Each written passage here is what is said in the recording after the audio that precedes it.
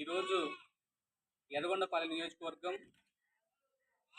BC welfare చిన్నపిల్లల హాస్టల్లో PDSU student union బృందం విజిట్ చేయడం జరిగింది.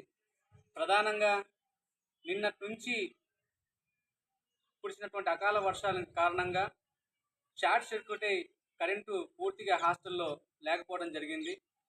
దానికి సంబంధించి ఒక 2 రోజులు గడుస్తున్నా కానీ అధికారులు దీని మీద చర్యలు తీసుకోలేదు.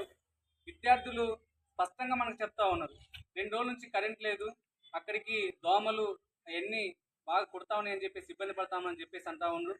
కానీ వీళ్ళు అధికారులు వెల్ఫేర్ దృష్టికి తీసుకెళ్ళింది లేదు. వాళ్ళు వచ్చి ఇక్కడ హాస్టల్లో పర్యవేక్షించి ఇటువంటి కరెంటుకు సంబంధించి ఏ అంతరాయాలు ఉన్నాయో అవి సరిచేసినటువంటి విధానంలో లేదు.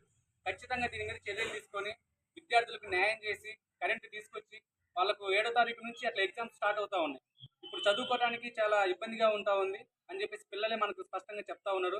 అధికారులు తక్షణమే దీని మీద చర్యలు తీసుకొని కరెంట్ వచ్చి పిల్లలకు సరైనటువంటి విధానంలో వసతులు కల్పించాలని చెప్పేసి పీడిఎస్యుకు డిమాండ్ చేస్తా ఉన్నాను. నా పేరు మందా రాజు, పీడిఎస్యు ప్రకాశం జిల్లా అధ్యక్షుడు.